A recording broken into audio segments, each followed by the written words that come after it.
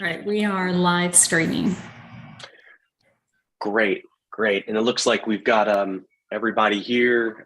Good afternoon. This is the July 18th, 2022 Real Estate Committee meeting.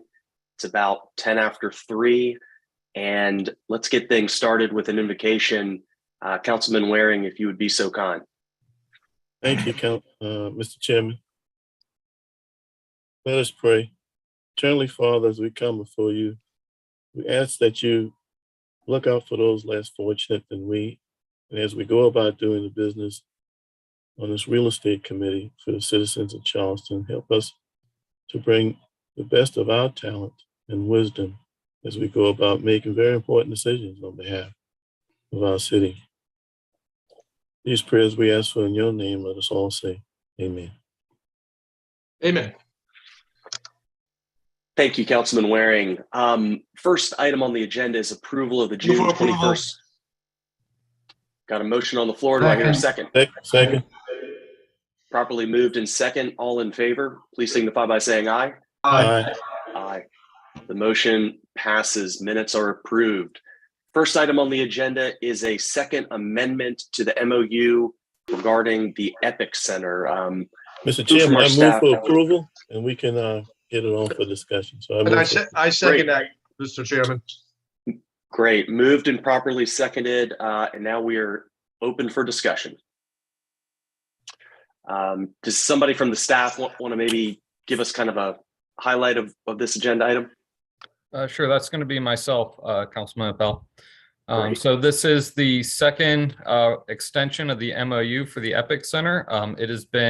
We've been working closely between City of Charleston, County of Charleston, and the development team with Epic Center to make sure that we're properly looking at their stormwater plans as they move through. The MOU was created to basically put on notice that the city and the developer will be entering into a later agreement for the TIF district to help pay for both stormwater improvements as well as affordable housing improvements on site. So what this is doing is giving us another year to continue these negotiations. The stormwater component has proved very complex as we move through it. So it has taken a bit more time than anticipated, but we're fairly certain that within the next year, we're going to be able to come forward with stormwater agreements and then move forward on the rest of what this MOU has written in it. Got it. Thank you, Mr. Pullman. Does anybody from the committee have any questions or any discussion items? I do have one, Mr. Chairman. Are there any hurdles that are keeping this, I guess I'll ask this to the mayor, from, I guess, working this agreement out? I think we've been trying to do it, about 2 years, Mr. Mayor? Are there any, I guess, is there a major hurdle from this keeping from being consummated? I don't think so, council member. This particular drainage plan didn't come forward until this past year, and there were some initial hurdles because of ownership issues with the property. As you're aware, 3 or so of the major vendors out there own their own property. And so to have the right for the drainage easement, I understand was a hiccup, but Eric, I think we've kind of worked past that issue, but that was a hurdle for a while and led to some delay. And I think we're making pretty good progress on it now. And if I may say, it's a nice plan that would open up, have open drainage rather than enclosed or piped, and would provide an opportunity for, almost like a public amenity with some access to a little stream, if you will, of running water. It's funny, I was with the mayor of San Antonio the other day. I don't know if you've ever been there. They've made an incredible economic development out of this. It was no more than a drainage ditch that they turned into their acclaimed river walk. I mean, Right. you've been there, there's very little water flowing through that I thing. know. I've been there. They built all around it, and when they first proposed this idea, I thought of San Antonio, because you could literally have that kind of acclaim go along with the drainage system. That'd be pretty cool. That would be. That Yeah. would be. Well, good to hear most of the hurdles are out of the way. Thank you. Yes, sir. Call the question, Mr. Chairman. All right. All in favor of the motion to approve the second amendment to the MOU, please signify by saying aye. Aye. Aye. Great. Well, let's hope that the folks over at the Epic Center can keep this project moving forward. I think it's a real tremendous opportunity for the city. Next item on the agenda is a request to approve a third amendment to the management agreement between the City of Charleston and the Charleston Digital Corridor Foundation for lease space at 22 West Edge on a month-to-month basis for no more than 12 months. Move for approval, Mr. Chairman. Second. We got a motion and a second on the floor. Who from our staff is here today to opine on this one? Chairman Appel, I'm happy to speak about it. Great. This one's really straightforward. It's the only change in this amendment is to extend the month-to-month term for an additional 12 months. We still have the Low Country Center for Veterans Research in as a subtenant, and things are actually really good there. I think Matt Froelich unfortunately couldn't be with us today, but the last we spoke about this last week, we're pretty close, I think, to breaking even at this point. And they're a great tenant, obviously doing important work. So they have expressed interest in continuing to stay. They are under lease through next May and are already in discussions to try to extend. So we're in good shape right now, 22 West Edge. Wonderful, wonderful. Do any committee members have any questions or anything they want to mention about this one? Mr. Mayor. In addition to it being an even financial deal, we also help facilitate medical research, particularly on the brain and on brain health. They're really doing great work there. So just as an aside, some good things are happening in our space. Great to hear. Anybody else? All right, hearing none, I will call for the question. All in favor, please signify by saying aye. Aye. Aye. The motion carries. Next item on the agenda, this is a resolution to approve an amendment to Mr. an Chairman, agreement. can we combine C and D together? That's a great idea. Do we need a motion for that? I thought, didn't I hear Councilman Shea make a motion on that? I move the combine A C and D. second. Good deal. We got a motion and a second to consolidate C and D. All in favor? Aye. Aye. Aye. All right, that approved. This all pertains to a joint county industrial park between Charleston County, Colleton County. In the city. Who's got the honor of giving us some talking points on this? I nominate Julia. Do I hear a second? Actually, this one was a product of work from Jeremy Cook and Amy Warden. So I honestly don't know anything about this resolution. And Jeremy is not on this call. Amy, are you available or are you unable to mute? That might be the issue. I'm sorry, everybody. I got pulled away for a second. Okay, sorry. So these are 4 properties that they've asked to be put into this multi-county park district. One of them is in a TIF district, so it would reduce the assessed value that would go into the TIF, but the funding will still go into the TIF.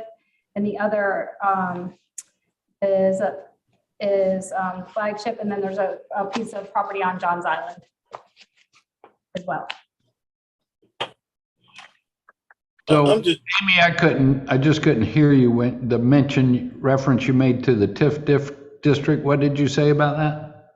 It will, all of the funding will still go into the TIF, but because the assessed value will be less because it's in this multi-county park, it will just be at a lesser assessed value. So that, will that impact our TIF revenue? Not significantly, no, Mayor, because it will all go into it all still goes into the TIF district. It's just at a different assessed value. That's all.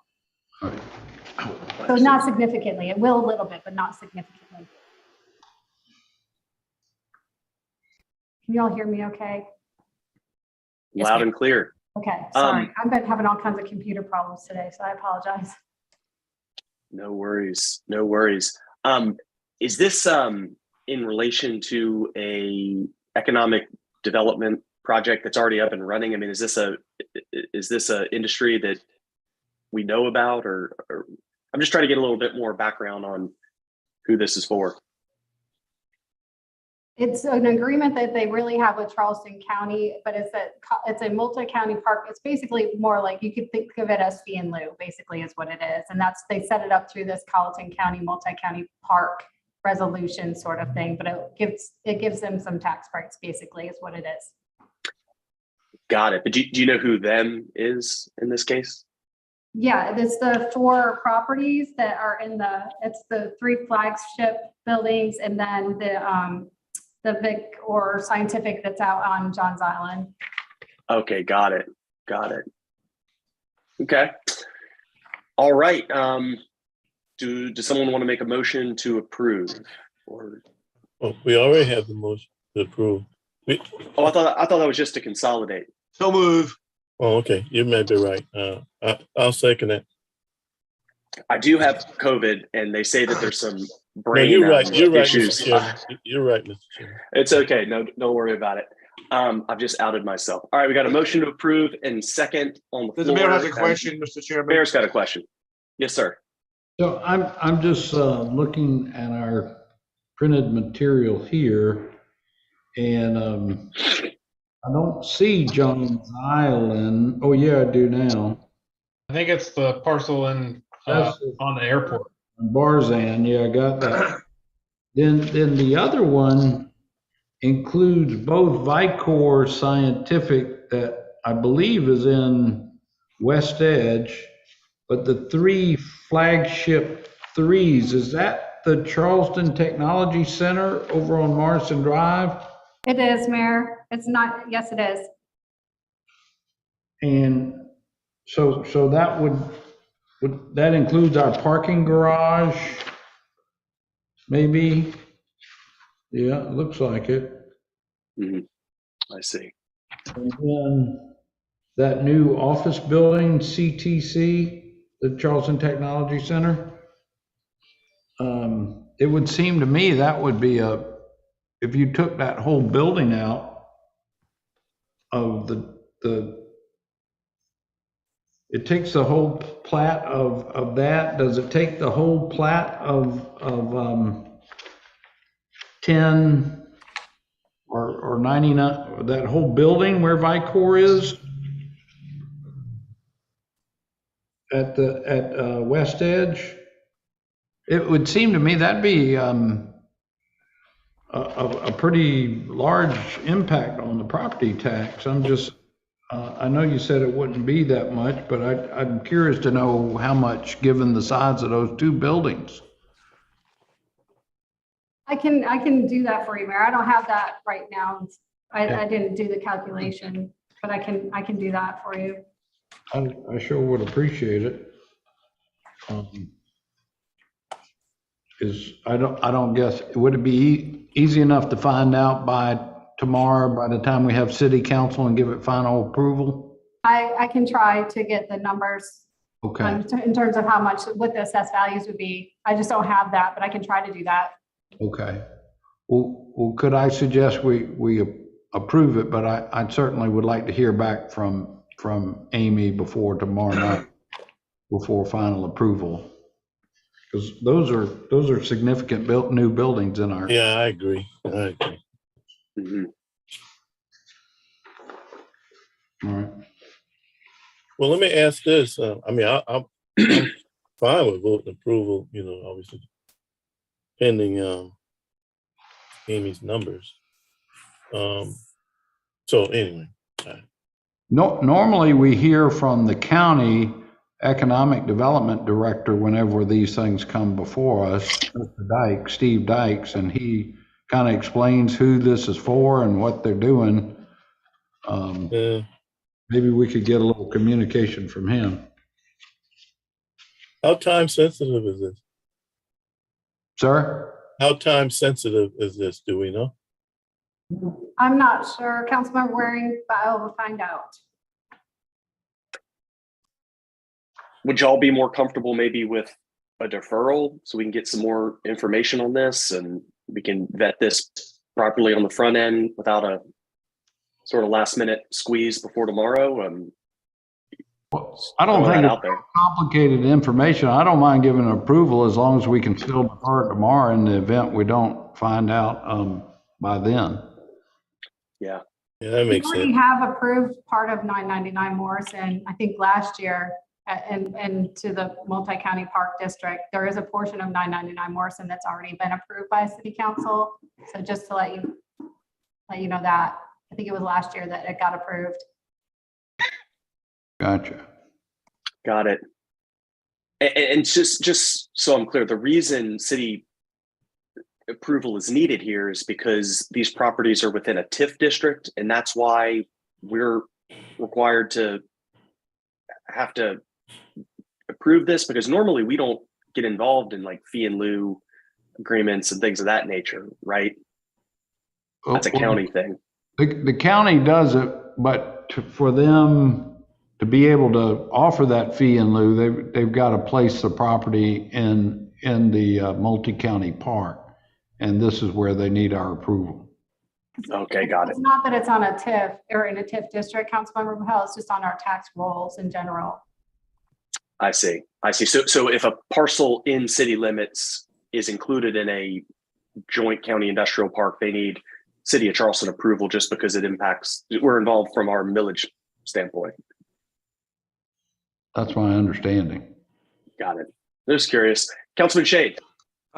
Mr. Chairman, if I could recommend, and I'm glad the questions were asked by the mayor and Councilwoman Waring, but when we have something like this again, can we, I didn't see it, maybe I just completely missed it on my agenda, but the impact of this was not in the agenda as what we've been discussing. Can we at least get a paragraph or two explanation of this next time?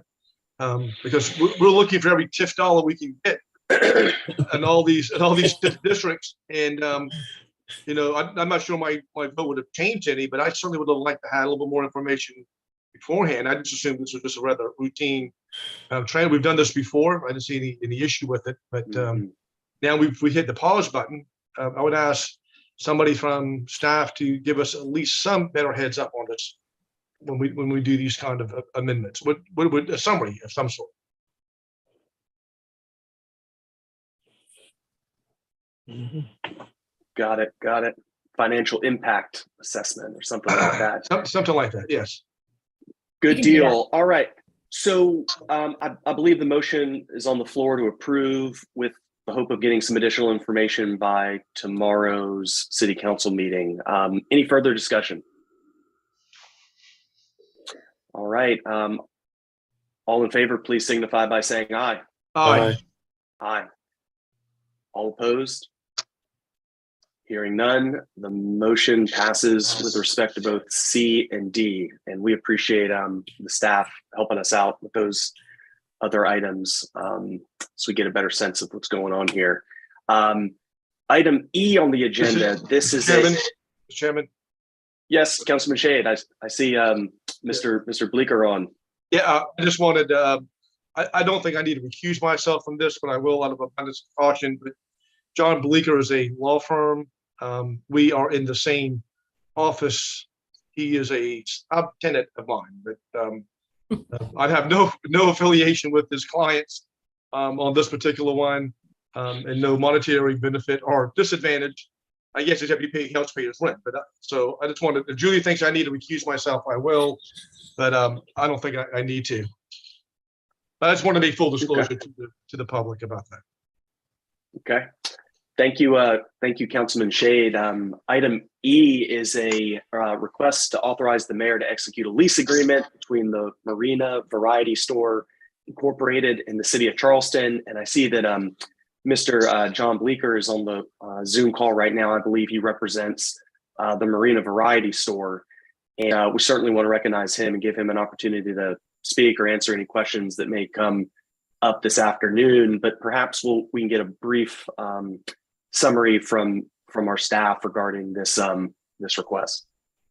Thank you, Chairman Appel. So this has been in front of you before. However, there were some items that the tenant would like to change on this lease prior to signing it, and they're minor. The first is allowing the tenant the right to terminate without cause with 120 days notice to the city. The second would be a requirement that if the city plans to use that property for the purposes of the seawall, we would need to give them a year's notice, which we feel that we can adequately accommodate that request. And those are the two changes. And Mr. Bleeker, if you want to throw in or add anything, you're welcome to it. Nothing to, I'm okay. Can you hear me? Good deal. Mr. We hear Chairman, you, sir. Thank you. I move for approval, Mr. Chairman. Thank you, Councilman Waring. Got a motion and a second on the floor. Any discussion? Mr. Mayor. Does this mean they'll be able to maintain the quality of their breakfast sandwich? Nice. I hope so. Absolutely. Well, for those that don't know, or for those that are watching on YouTube, the Marina Variety Store is a Charleston institution and just a really, really great place. My grandpa used to go there and had a little breakfast crew that he would meet with, a lot of the big shots around downtown, and it was a tradition for them for years. So it's always been a special place for me. So I'm happy to see that we can accommodate these requests and keep the Marina Variety Store running as long as we can. Mr. Chairman, if you want to find Mr. Engel, he's usually there for lunch. Oh yeah, And nice. yes, and I can't tell you how many deals were cut from businesses at one of those booths.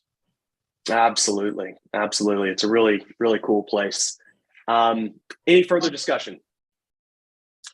Hearing none, all in favor, please signify by saying aye. Aye. Aye. All opposed? Hearing none, the motion passes. Thank you, Mr. Bleeker, and it was a pleasure seeing you today. Thank you, sir. Bye-bye. All right, take care.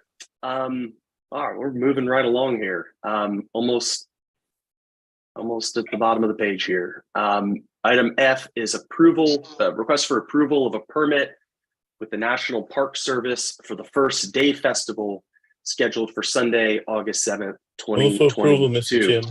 Second. Got a motion and a second on the floor. Who's got the honor of giving a little brief rundown on this one?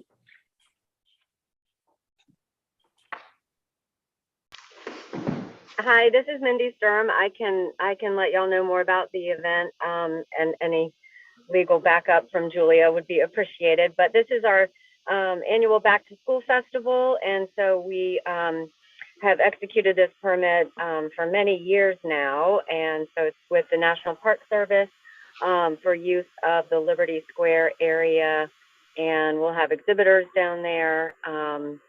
And the South Carolina Aquarium will be free during the hours of the festival. So this is the same agreement as we've entered into in years past. Great. Thank you for providing that information. We appreciate it. Any discussion or questions? Move for approval. All right, hearing none, let's get a vote. All in favor, please signify by saying aye. Aye. Aye. All opposed? Hearing none, the ayes have it. Item G. Move for this is approval. Got a motion, and do I hear a second? Second. Got a motion and a second. This is a request for a second amendment to the MOU between the City of Charleston and Landmark Enterprises regarding Sumarsh Street. I assume this is in Mr. Pullman's portfolio, so have at it. All right. Yes, sir, it is. So we are requesting an extension for the MOU. The original MOU was written from September to May, and then our first extension was from May to early August. We are coming up very closely on being able to complete what's within the MOU in terms of project scope. However, the Sumar Street project will not be at the technical review committee until August 1st, which would not have given us enough time to, pardon me, to adequately prepare a cost estimate and guaranteed max price, which is part of the MOU. So we're requesting a extension of 75 days with anticipation that we won't need all 75 to complete both of those items, but it does give us some wiggle room in there. Understood. Thank you, Mr. Pullman. Councilman Shade. Thank you, Mr. Chairman. And most of us are very familiar with this project. The team is, I see the team on here from Landmark. They've been working very diligently with us. I've met with them on numerous occasions. They met with the mayor and staff on numerous occasions. They've been in front of Revitalization Commission, I think in front of council and several other citizen groups to run this through. So this is not like they're dragging their feet or just holding back. This has been really a hard push to get all of this taken care of. And I think when they came to us, they wanted for the May extension, Eric, correct me if I'm wrong, but I think they wanted 180 days initially. And we cut that back. And we didn't promise them anything, but we thought we just want to make sure that they were keeping their feet to the fire, which they have been doing. But I don't like extensions on this project. I've been moaning and groaning about it getting on a faster track. They know that, but we're getting closer and closer by the day. And I appreciate the hard work that the staff has done with this and our partners with us. So I would urge my council members to join me in approving this amendment. Mr. Chairman, I'm gonna support this, so let's give them the extra time. All right. Mayor, Councilman Gregg, y'all got anything on this one? All good to go? All right, let's punch the clock, give them 75 more days. Hopefully they don't need all of it. All in favor? Aye. Saying aye. Aye. All opposed? Hearing none. The ayes have it, and we are about to get consider a slew of annexations. I see Ms. Jones on the screen here. But before we get started, I need to note for the record, I have to recuse myself from items HI and H double I. So the first two items. But other than that, I'm good to go. And I think you have to pass the baton, Mr. Chairman. I do. Do we have Yeah. a former real estate chair that might be willing to take those two over? I think I want a pay increase. Every time I have to pitch it for either you or Councilwoman Waring, I don't get any roses or champagne or anything from you guys. So. But the experience you get is invaluable. Thank you, Mr. Councilmember Waring. So we have on the agenda items I, double I, triple I, 4, 5, and 6. I would certainly entertain a motion that we accept all of these. Well, let's do 3, 4, 5, and 6 together since Councilmember Pelt didn't vote on it. With the caveat and explanation point that District 9 has got 3 properties coming in. It leads the way this month. So I'm going to entertain a motion to adopt. I move for approval. I saw that with District 9. I wonder if there was some kind of hostile takeover taking place in District 9. I move for approval. Is there a second? Second. All right. Any further discussion? Molly, is there anything we need to know about those 4 parcels before we vote on them? They're all single-family residences, I believe. All single-family residences. They're all flood zone X, elevation of at least 10 feet, and nothing crazy going on with those. Very good. Call for the vote. Great. All those in favor? Aye. Aye. Any opposed? The ayes have it. All right, Councilman Rappel, you will have to be kicked off the island now. So items I and double I, I'll entertain a motion to adopt those two. So moved, Mr. Chairman. Thank you. Is there a second? Second. Molly, anything about these two pieces of property? So with, did you say I, one or two? First, the first two, yes, ma'am. All right. The first one is Charleston Sports Club and Azul Mexicano. We're going to do GB. It's also flood zone X, 15 feet elevation. And then the next one, 1978, it was a former residence, now unoccupied restaurant, same flood zone, and no concern about flooding, general business. I like commercial properties, Ms. Jones. I know you do. I'm working on it. Thank you. You've earned your keep. Thank you. Thank you. I try to make myself worth your time and money. All right.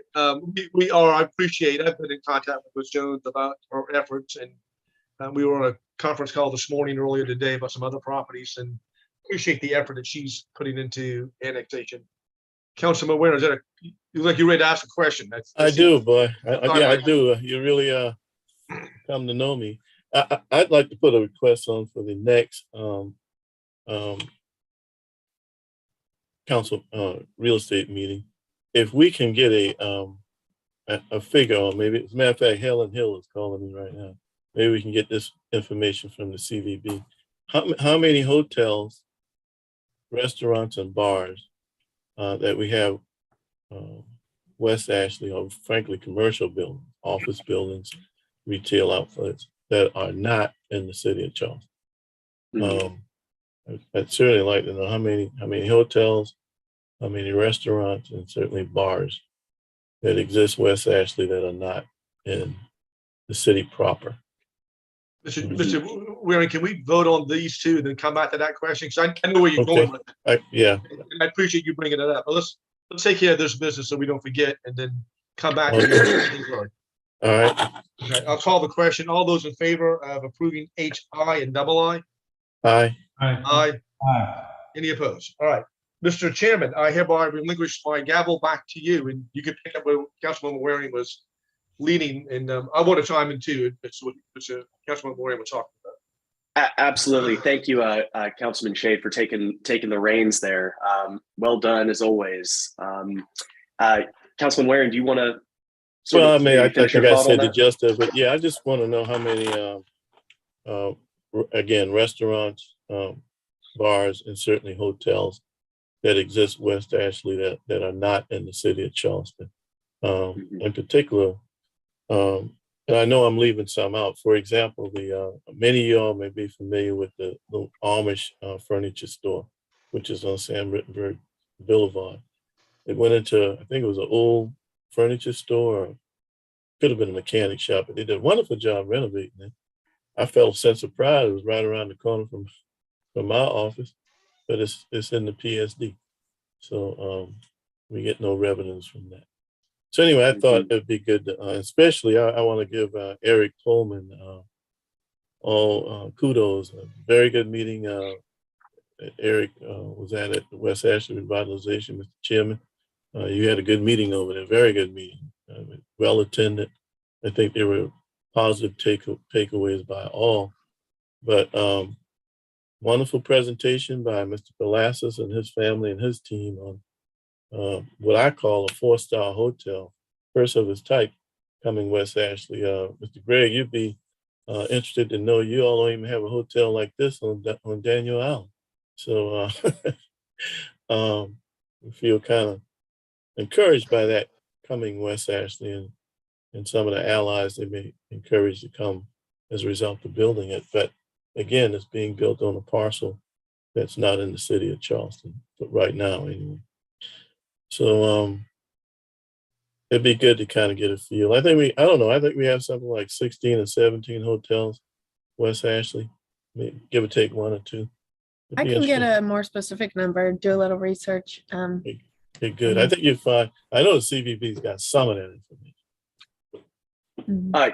Councilman Waring, is the idea to sort of come up with like a priority list of specific recruits? I think we need to look at our strategy. I think we need to look at our strategy. This is something that I made mention to Councilman Shahid about I don't know, a month ago, 2 days ago, we've had an ongoing conversation. Then a number of cross streets that are in the design corridor review auspices. And for whatever reason, as some of those business people have bought properties and subsequently revitalized those properties, they've looked at the city, kicked the tires, and said, you know what, I'm gonna keep it in the county and not annexed to the city. And I've talked to a couple of them, and some of it is the additional requirements of the Design Corridor Review Board. So you say, well, what does that do? We have no control over those. We have no input on those developments. We can't even say whether we want an azalea planted to the right or rose bush planted to the left. So I don't really see the good that it does. Now I understand in some places we need, but in particular, recently we tore down some houses on Cunnington Avenue in the city of Charleston, and we needed that flexibility. Okay, I'm for that. But we don't have that flexibility, West Ashley, in these areas. So, I mean, we can keep our pride and say we're not going to amend this thing, but you know what? The reality is the world is moving on without us.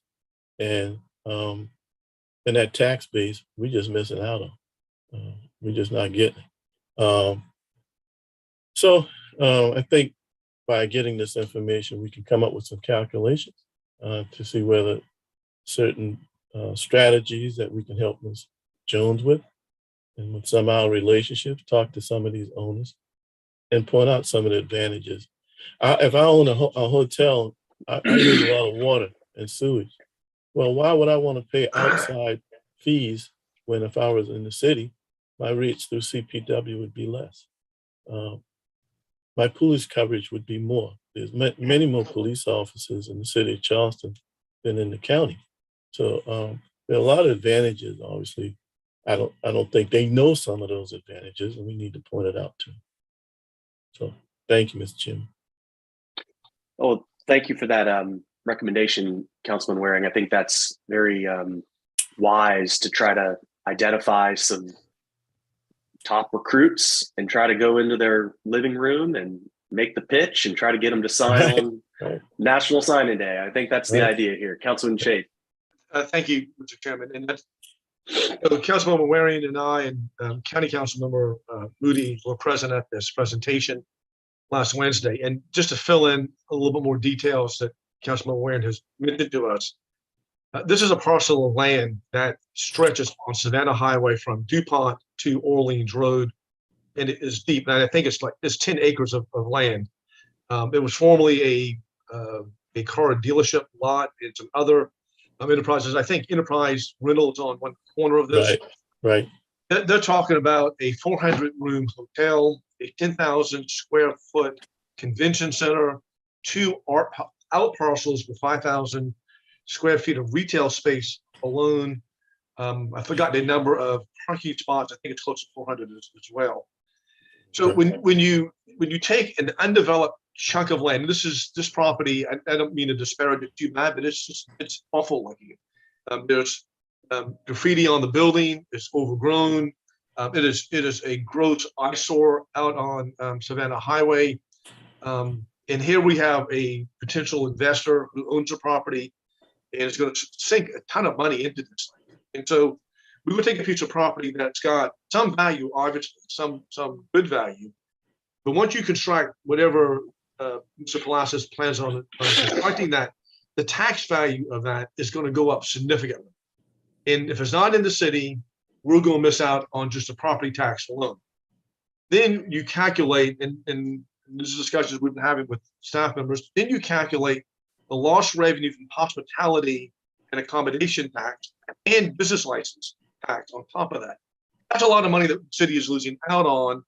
And we need to be aggressive about this. We need to be identifying these properties. Just as Councilman Wayne has pointed out, there's a lot more of this out there.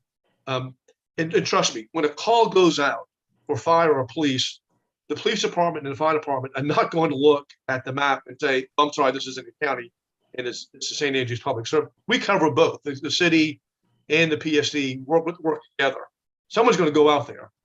So they're getting a benefit sort of a backdoor benefit anyhow, which are so close in proximity to the city that's surrounded by other city properties.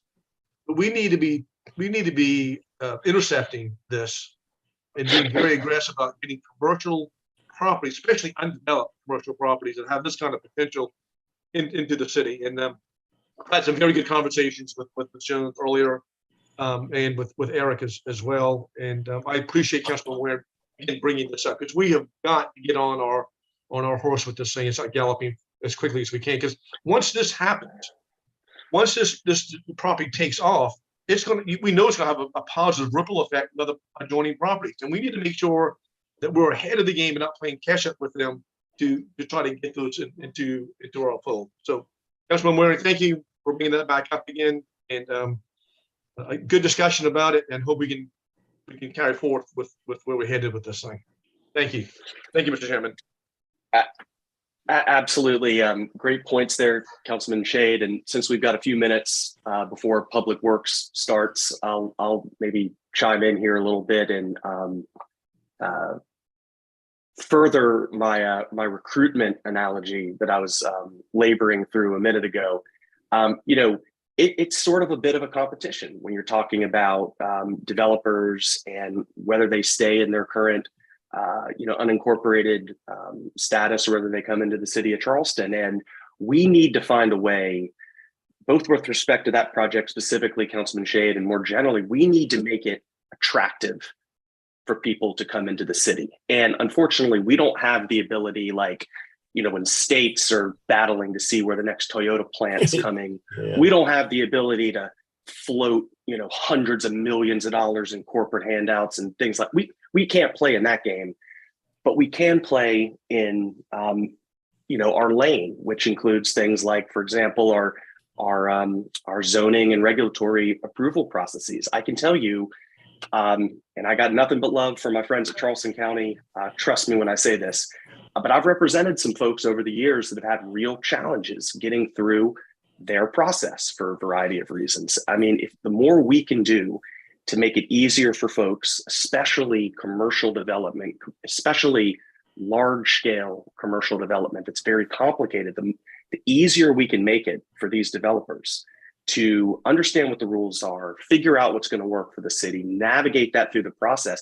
If we could save an investment group and a development group a year in the regulatory process, that has direct, tangible financial benefits to those folks, especially when you're looking at the economic storm clouds on the horizon that we're dealing with right now. So that's where we can have a potential competitive advantage when it comes to trying to recruit folks into the city of Charleston. And it's not a direct monetary benefit, but it's certainly something that can get their attention. And I think a lot of this has to do with being proactive, communicating with these folks, trying to understand what they're trying to do, seeing what we can do to help them. If we need to bring something to council, we can bring it to council. We can talk about it, vet it. We're not talking about giving special treatment or cutting corners or doing anything like that. It's more about just driving efficiencies as much as possible to help people make things happen. And if we can make it a very clear economic win for the developers, I think we can incent more folks to sign on the dotted line and come on into the city of Charleston and provide all of these benefits that Councilman Waring and Councilman Shade have spoken so elegantly about this afternoon. So I think that this is a real opportunity, and we ought to be pursuing it. So I see Ms. Jones is furiously scribbling down notes. She's going to be on it. I've noticed of late our annexation list is getting longer and longer. We're going to need to come up with new Roman numerals at a certain point here, but we're making really good progress. Working on it. All right. Anybody else before we go over to Public Works? That's it. Thanks. All right. Yes, ma'am. I'm sorry. I have some more information on the multi-county park if you'd like to hear it. I did some quick calculations. That is impressive, Amy. But I'm not surprised. We've got one heck of a CFO. So please, by all means. Okay, so the Barzan property on John's Island, that's a new it's a new property, so we don't really have any. Hey, Amy, information Other than, Amy, your voice is ricocheting all over the place. Can you, I'm Sorry. telling you, my computer today has been a challenge. Is that better? it's a little Yes. bit better. Maybe if you Yes. slow down a little bit. Okay, sorry. Okay, is that better? Yes. Real good, real good. Okay. So the Barzan property on John's Island, that's a new property, so we don't really know, but what they have told us is that it will create 34 jobs. And it's expected to bring the city around $720,000 over the 20-year term of the fee in lieu. Victor Scientific, which is at 22 West Edge, the multi-county park impact will be $14,667, and that's countywide. So our city impact will be $4,136. That's a year annually. And then it's expected to bring $22,700 to the city over the next 20 years. And then the flagship 3, that's the new building. So we don't really have any information on that either, but it's expected to bring the city 2.5, almost $2.3 million over the next 20 years. It is expected to create 400 jobs as well. And I'm sorry, I didn't tell you about the West Edge is also, they're expecting it will create 133 jobs. So I don't have impact to the Barzan or to the flagship 3 because those are brand new buildings that aren't even on our tax rolls yet. So I can't calculate that, but the West Edge one is around $4,000 to the city. Amy, would you mind just giving us those numbers one more time? It's a little bit slower. I was trying to keep up with you. Sure. So Barzan, the Johns Island property, it's expected to bring 34 jobs and around $720,000 to the city. And I'll send all this to you in an email too, if you'd like. And then the West Edge property is expected to bring in 133 jobs. And the city's impact, just based on what we have for the most current tax data, would be a $4,000 loss to the city or reduction in revenue. And it's expected to bring about $23,000 to the city over the next 20 years. And then flagship 3, because it'll be a brand new building. I don't have any expected loss to the city. It's expected to bring about $2.6 million to the city over the 20-year term, and will bring in 400 jobs. Amy, is that for the new building that's yet to be built? Yes, and there's 3 separate TMS numbers associated with it, Mayor. I see. So, and the other question I would have, like you called out Vicor, that's a multi-tenant building. The way these things work, I'm just curious, does it apply to the whole building, the whole property, even though they've identified just one company that has a portion of the building? Do you know? I'm just curious. That's a great question, Mary. It has the one TMS number, so I'd have to look to see if there's more than one TMS number on that location, but I can double check that for you. I see what you're saying. Just curious whether you're given a blanket for the whole building just based on that one tenant. You follow me? I do. I'll find out for sure. All right, thank you. That's good information. Thank you, Amy. You're welcome. All right. Well, If we could have thank that you again. beforehand, that'd be good. I'm sorry? If we could have that, like that kind of information again beforehand, that helps us tremendously. Yeah, I will make sure that you do. Good deal. Thanks again, everybody. Very productive real estate committee meeting, multi-county industrial parks, marina variety store, annexations. I mean, Citadel Mall. I mean, we hit a lot of bases today. Good meeting, everybody. And we'll see everybody here shortly for Public Works. Thank you. All right. Thank you now. Thanks, everybody. Bye.